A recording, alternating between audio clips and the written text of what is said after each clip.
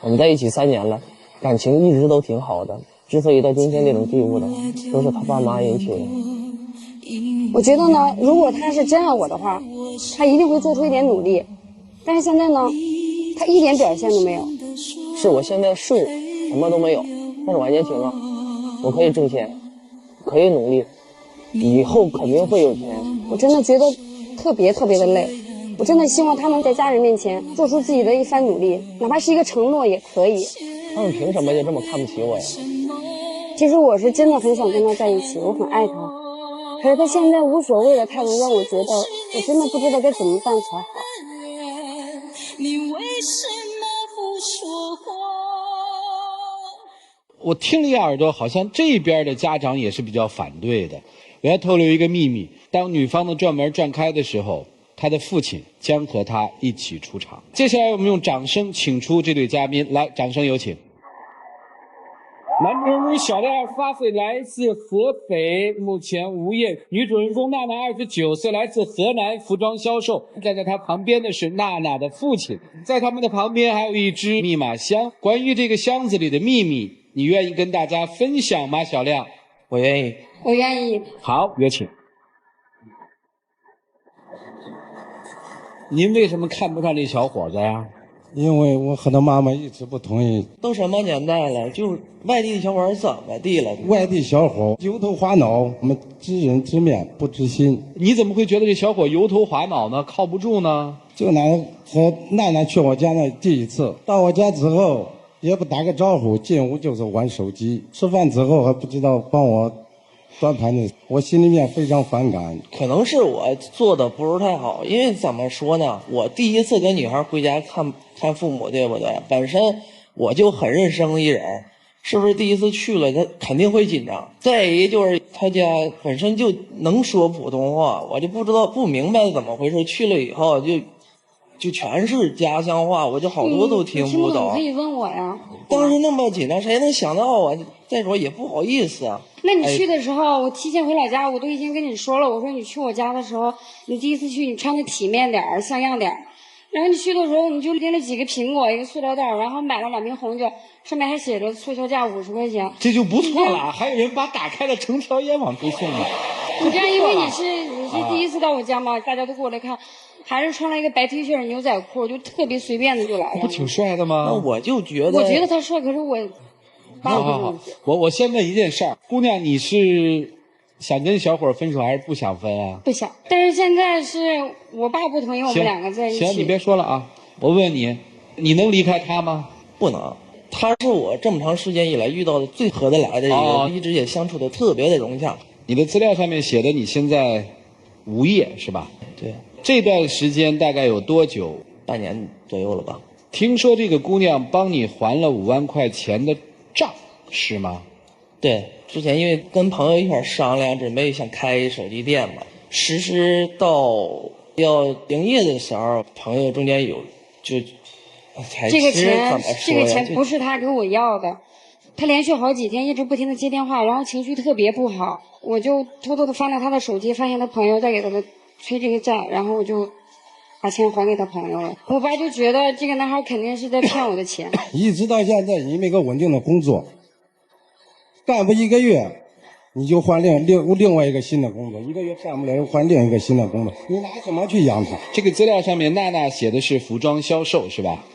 我是自己的服装店。你干嘛不跟他一起开店呢？他做的是女装，我又不太懂。再一个就是我本身也不想就好像就直接就参与进去，好像我有什么那个不是。你了解他工作的辛苦吗？不是很了解，因为平时我们俩在一起的时候都是他忙他的，我忙我。好吧，接下来我给你看一个小片，我们记者记录了这个姑娘忙碌的一些影像，拿给你看看。我希望你了解站在你对面这个女孩。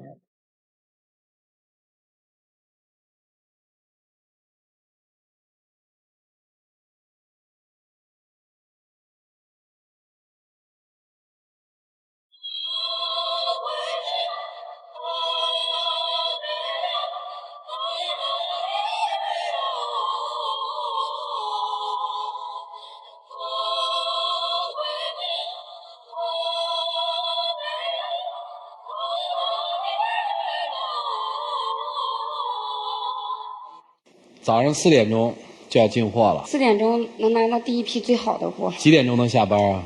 店里一般是9点钟开门，然后关门之后要延到9点钟。到晚上9点。对。回家还要给他做饭。哦，兄弟，可以哈。我觉得我女儿一直被他骗，他一直在蒙在鼓里，一直认为他在好，他就没有看到他这么辛苦。现在我就特别心疼我女儿，身强力壮。你看我女儿现在几十斤，70多斤，难道你就不心疼吗？作为父母的，我非常心疼。其实吧，小梁他对我也挺好的，我喜欢吃什么，喜欢喝什么，喜欢哪些东西，他全部都知道。我回到家之后，他总是把水给我烧好。那实际上面，今天我们要面对的是你的父亲，并不是面对你们俩人，是这意思吗？我其实是特别为难的。您看这个小伙子答应什么样的条件可以继续呢？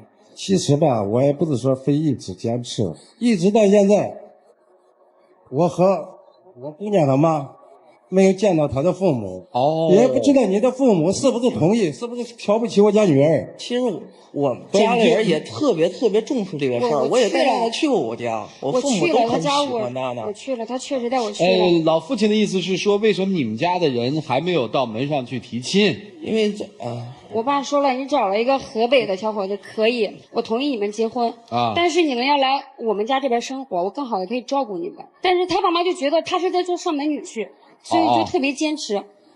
所以双方父母到现在没见面是吧？我家有儿子，我不是让他做我上门女婿啊，我让我女儿在我们身边。我们之前有件事，我和他妈妈一直亏欠他，感觉啊，什么事儿啊？就是说，之前吧，我姑娘得了一个这个阑尾炎，本身这个病不大。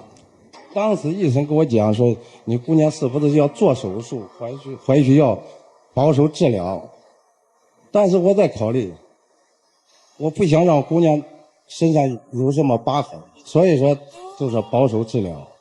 通过几天治疗之后，一直没有好转。当时吧，我们家乡那个时间里比较忙，收这个玉米。他从这个屋子里面到我们大门外边，他就跟我说：“爸爸，我求你给我上医院看看他。”我当时一看，那就是半休克状态。进手术台之后，化验出来是什么呢？就是胆梗阻。所以实际上面老父亲会觉得，老父亲说这个事情，他说你们太大意了啊。好像说这个孩子不是你亲生的吧？再晚了半个小时，这个孩子已经没命了。我也想说一下我和我爸爸之间，我和我弟弟妹妹童年是没有父亲的，因为那个时候家里孩子特别多，然后条件又不好，我爸就选择了出国务工，就是出海员，他一去就是8年，一上船了最少是8个月，你每天就得无边无际的海上生活。我当时是不能理解的。初中毕业考试，然后我和我妈妈去看那个成绩单，我当时成绩特别好，我考了当时是全县第3名，然后我妈就特别开心，我妈说：“哎呀，我闺女太有本事了。”但是我妈又说：“你是家里面的长女，你还有弟弟妹妹，你不能再读了这个学。”我当时只有15岁，然后我就选择了出去打工。我打工的时候特别苦，我当时在想，为什么我会这样？我觉得都是我爸造成的，是不是他不要我们了，不要我妈了，也不管我们了才会这样？直到这个手术的时候，我醒来之后，我第一眼看见的就是我爸，他满眼都是血丝。但是刹那间我就觉得，我爸不是不爱我，也不是不要我，他只是为了让我们过上更好的生活，让自己的老婆孩子过上更好的生活，才会出国务工。我爸就是觉得亏欠我的，他想弥补我。一直到现在，我们想起这件事，我感觉一辈子欠我姑娘的，所以一辈子我不想让她得到什么痛苦，我就是想给她幸福。明白。我宁愿我为我女儿多花钱，我也为她创造幸福。娜娜已经出来这么长时间了，不可能一辈子跟她父亲身边吧？嫁到我家也不一定要吃苦啊！我家真就一个孩子，我没有办法，爸妈肯定不会同意我。我说句好听点的，就嫁到河南去，对不对？我去了，他家热闹了，我家老两个怎么整？我问几个极致的问题好不好？如果女儿一定要嫁给他，你同意吗？那就要看他以后怎么表现。不是您同意吗？如果现在这样，我打死我绝对不会让我女儿嫁给他。是打死你不嫁，还是打死女儿你不嫁？今天是不是不能代表每一个人的明天，对不对？我现在是这样，我明天还是这样吗？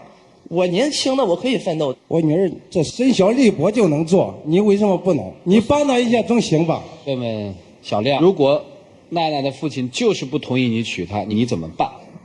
我就是纠结这个事儿，真的纠结这个事儿。你有什么好纠结的呀？你愿意跟我在一起，你就不能为我爸表示一点吗？你就不能做这个承诺吗？我表示过了呀，我说我以后会努力的，但是我现在让他看不着实际的东西，知道吗？我表示过，我也下过决心，但是可是我现在我想跟你在一起啊。上进心并不是说我找一个很体面的工作，挣那一点钱，我自己也摆过地摊啊。我不需要很体面的工作，最起码我能养活了我自己。娜娜，我问你一个问题吧，也许有一天这个男人就是不娶你，你怎么办？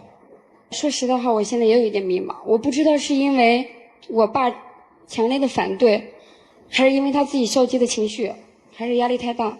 他现在对我没有以前那么好。我的问题没有了，听听我们的情感观察员和我们的爱情导师有怎样的看法，一起进入丘比特问卷。爸爸，有一句话，女大不中留。这件事儿到了今天这个地步，您只能先随他去。没办法，娜娜就是相上了这么一个人，一切的结果，娜娜已经做好了承受的心理准备了。今天您愣是把他们俩分开了，那您就一定能保证娜娜以后的每一天就是幸福的吗？其实我也不想，如果他要有上进心的话，我也不是那种的父亲。娜娜的老爸，我劝你一句啊，如果他看中的人没走眼，幸福的生活你替他开心；如果他走眼了，在生活里碰壁了，把闺女揽在怀里，帮他去疗伤，我觉得就可以了。姑娘，我就问你一个问题，你觉得对面这个男人是一个在事业上非常有担当的人吗？不是。那你为什么要跟他在一起？我跟他在一起，因为我是一个特别争强好胜的人，我不愿意服输。所以说我有的时候也莫名其妙的发脾气，我的脾气谁都受不了。但是我跟他在一起，他都能包容我，无论我摔手机也好，发脾气也好，他永远都是不作声。我觉得我就需要找一个这样的男人。你觉得他能在生活中担当你一辈子是吗？对。我就想问这俩问题。老爸最担心的是第一个问题，他一定要给自己女儿找一个事业上能担当的大叔，他可以为了家庭出海8年，他一定要给女儿找一个可以这样付出的人。但是大哥，你女儿刚才回答了，他就不是这样一个人。哥们儿，你起码现在的状态让人觉得太浮躁。娜娜和上一个小姑娘是天壤之别。对，就娜娜她其实是一个小妈妈，我不知道大家有没有注意到，爸爸要讲那个故事的时候，娜娜会下意识的这样安抚父亲，连父亲在她眼里其实都是一个大男生，然后她跟这个男生的关系当中也是一个我们能够看到的，其实是一个妈妈在尽心尽力的呵护自己的孩子。我建议娜娜你下去之后得空找个电影来看看，那电影的名字叫《被嫌弃的松子》，它就是讲一个姑娘因为在童年时期没有得到父母的爱，然后就用一辈子来追求她所谓的爱情，她受伤了一辈子。很多女人都是这样的。我爸出国的那几年一直都是我妈在操持着，从小的时候我妈就教育我，7岁的时候我就会炸油饼。你看，我妈就说你不能什么全部都要依赖别人，你要自己动手去做。明白。所以你从小就在扮演妈妈的角色，你现在找的这个也是孩子，他不是男朋友。你坚持要跟这个男生在一起也没有问题，因为人生就是用来经历的，在痛苦中才能获得成长。但是你要知道你在干什么。健康的爱情是2个人齐肩并立，共同成长，而不是一个人完全彻底的去承担起照顾另外一个生命的责任，这不是爱情。我每次主持婚礼的时候，我觉得最神圣的那一刻不是交换婚戒的时候，而是一开始父亲和女儿出场，然后把女儿庄重地交给女儿将来的丈夫。我曾经无数次在主持婚礼的时候在揣摩，当岳父做那个动作的时候内心感觉是什么，女婿在接过他递过来的这种手的时候，交接的时候那感觉是什么。我会发现不管是平时特木讷或者是特油腔滑调的父亲，在那一刻都会变得非常的庄重，非常的认真，而小伙子也同样是非常的专注，因为那是历史性的时刻。但是在他们互相之间眼神对视的时候，我会感觉是一个男人在看自己，年轻的男人在看将来的自己，年长的男人在看当年的自己。男人对于女人的责任是什么？不管是对于自己的妻子、女儿，那可能是永远的依靠，永远的保护和无尽的付出。也许岳父会说你这人靠不住，但想想自己当初自己年轻的时候，是不是也能够经得住考验？女婿可能会说你凭什么质疑我？但是将来你当岳父的时候，你同样会质疑要把自己的女儿的手交给对方的那个人，因为这都是出于爱。虽然这个女方的父亲不善言辞，但是他刚才说的那番话明显打动了很多人。就很朴素的话，你看我女儿你瘦的几十斤，你看你一大小伙子，你就不能帮帮她？将来你作为父亲你一样会这样说，为什么不能那样去做？我承认你一定是爱她的，而且你不成熟，有目前这样的表现，让岳父的这样的一种不好的印象，我都是可以理解的。但是我只想告诉你的是，角色互换。想象一下，如果自己是父亲，我始终认为，对于自己的女人来说，要把她当妻子、当女儿去看待，有没有一种对她心疼的感觉？最后一句话，我想告诉你的是，我不知道我说的对不对，我也没有女儿，我特别想要一个女儿。我感觉男人对女人的爱就是一种感觉，这种感觉无法说出来，就是你挺起胸膛，把手这样弯着，就这种感觉，别的什么都没有，就这种感觉，他就在里边待着，就是最安全的。如果你们俩能够想通这个，我觉得接下来都好办。我听到一个岳父说过这么一句话，即使你是一个王子，你想带走我女儿的时候，我心里也会打鼓。所以我想跟您说的是什么呢？如果你是真爱她，你就放下父亲的很多东西。我要是你，我就跟女儿说，我相信你做的一切的决定，你的事儿我不管，你受伤了我欢迎你随时回来。老爸能做出这一步吗？你能把这个舞台交给他们自己吗？我可以留个时间我考虑，但是我不可能一下我回答他。谢谢老爸哈，我们了解你那个对女儿那个深情，谢谢谢谢，这个代表了很多传统的中国的老爸。老爸不在了，咱们就可以开诚布公的说一些事儿了。接下来就进入到你们自己表白的时间，来，一起进入黄金60秒。其实我一直都想跟你说，在我最失意的这段时间，是你包容了我，辛苦了。我其实真的特别喜欢你，我也从来没有遇到过这么合得来的女朋友，我很珍惜这份感情，也真的希望这份感情能够一直走下去。我也希望我以后能够给你更幸福的生活，不让你再这么劳累。小兰，你知道吗？当你都不肯对我爸做出一个承诺的时候，我也在怕。我怕我现在不听我爸的话，我跟你在一起了，到最后带给我的是失望。你觉得我是一个特别重感情的人。我跟你3年的感情，不可能说我现在爱你，你跟我分手了，立马就把爱转移到别人身上。对不起，我做不到。时间到，不要说规则是残酷的，生活就是残酷的。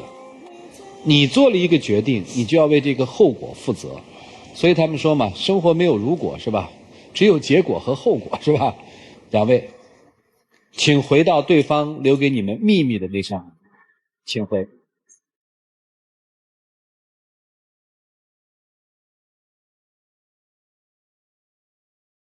来，请关门。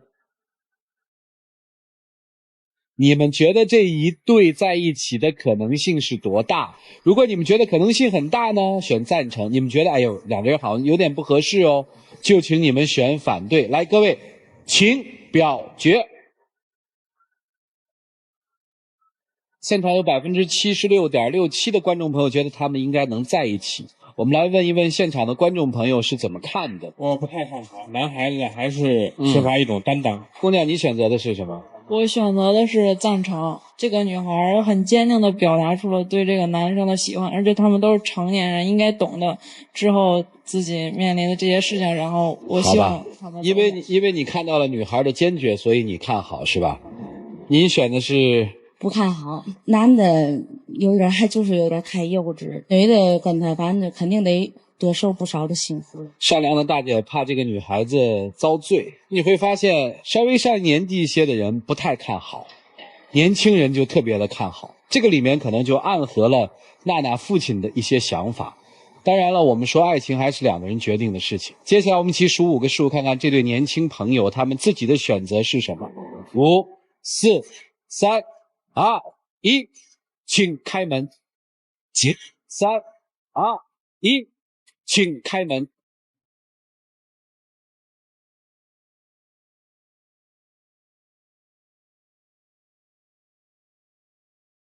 来，有请两位。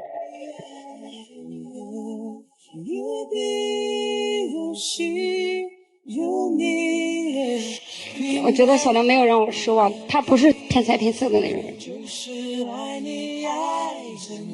我已经把之前用过他的5万块钱都已经存到了我们一起用过的卡里边，不管以后我们两个的路要怎么走，但是我真的希望这5万块钱是我对他付出的第一步。老爸，银行卡钱还了啊，这你收着啊。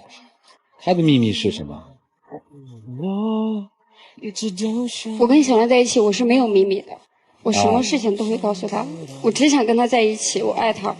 来，请出我们的小花童。娜娜的老爸在吧？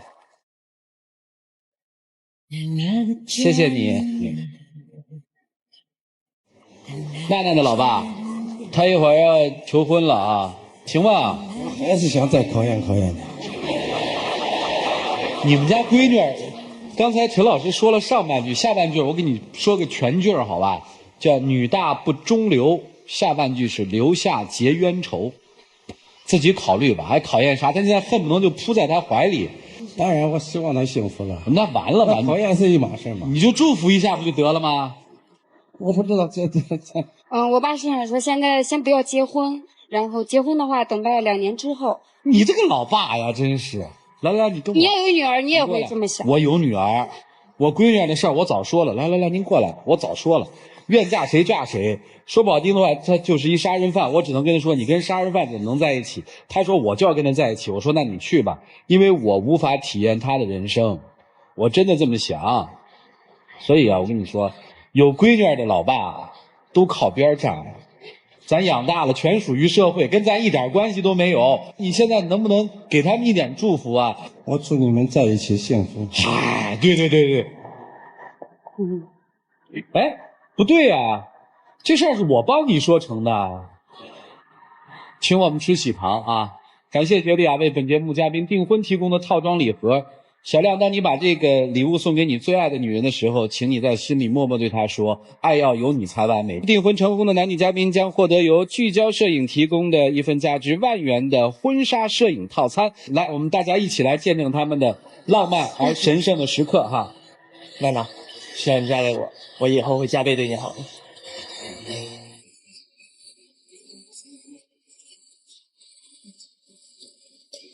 祝你们幸福，走吧。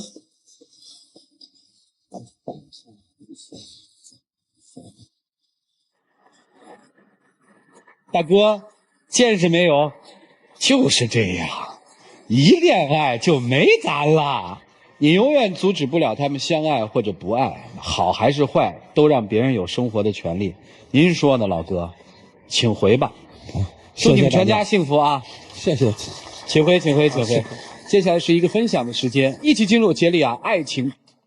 如果想要拥有真正的爱，首先就要真实的表达自己。不要老是揽着你的女人的腰，经常把她当女儿一样拥抱在怀里抱一抱，男人的责任全在里边。感谢杰利亚对于本节目的独家冠名播出。还要告诉大家一个好消息，我们天津卫视每晚3集为您带来由桂林3金西瓜霜冠名播出的开年大戏《一代枭雄》。